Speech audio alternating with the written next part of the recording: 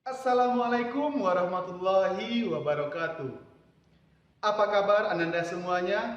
Semoga dalam keadaan sehat walafiat. Tentunya dalam lindungan Allah Subhanahu wa taala. Bertemu lagi bersama Bapak Rama Albadis dari SMP Negeri 42 Padang. Apakah Ananda semua sudah siap belajar hari ini? Jika sudah, perhatikan video pembelajaran berikut ini. Seni grafis. Seni grafis adalah bentuk seni rupa dua dimensi yang memiliki ukuran panjang dan lebar, sama seperti karya seni lukisan. Bagi orang yang berkecimpung di dunia cetak, seni grafis biasanya didengar baik. Untuk meningkatkan lagi pemahaman tentang seni grafis, kita masuk ke pengertian seni grafis. Seni grafis adalah bentuk seni rupa dwimarta yang dibuat untuk mencurahkan ide atau gagasan dan emosi seseorang dengan menggunakan teknik cetak, sehingga memungkinkan pelipat gandaan karyanya.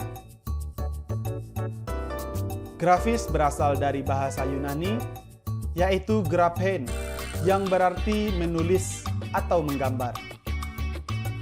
Dan istilah grafis dalam bahasa Inggris yaitu graph atau graphic, yang berarti dapat membuat tulisan.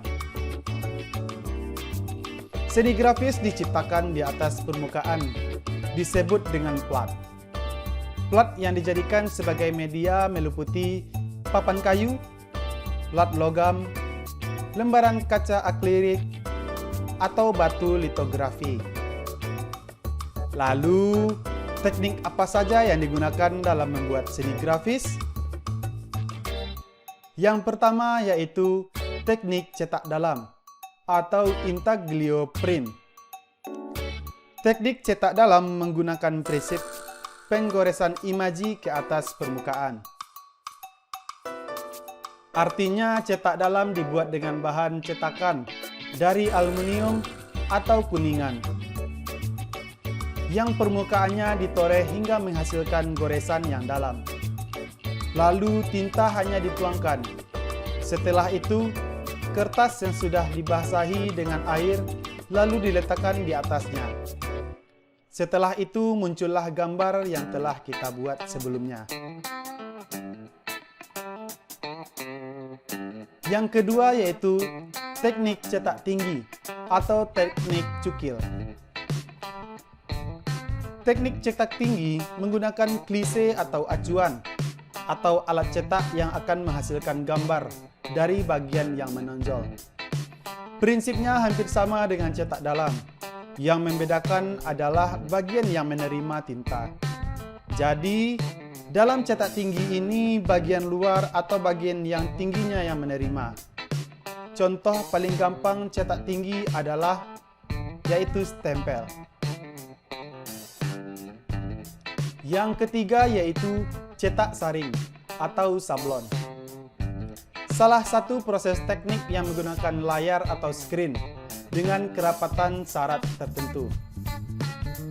Biasanya ini digunakan untuk mencetak tulisan, untuk menggambar pada kertas, plastik, kaos, undangan, dan media lainnya.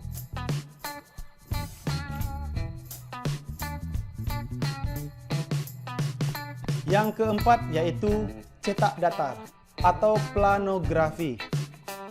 Nah, ini adalah salah satu teknik seni rupa yang cukup populer di bidang seni grafis.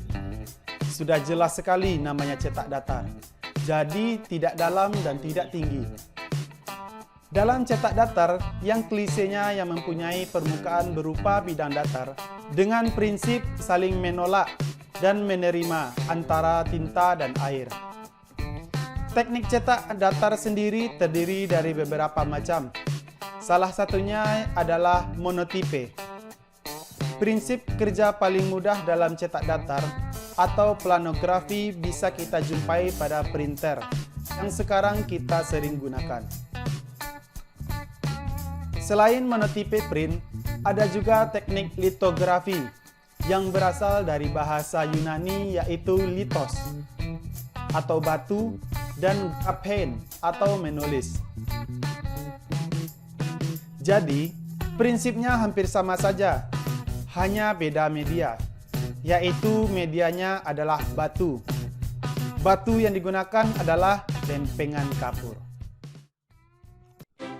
Bagaimana Ananda semuanya dengan video pembelajaran Bapak tadi? Mudah-mudahan Ananda semua mengerti dengan materi yang Bapak jelaskan tadi. Selamat belajar, sampai jumpa di video pembelajaran berikutnya. Assalamualaikum warahmatullahi wabarakatuh.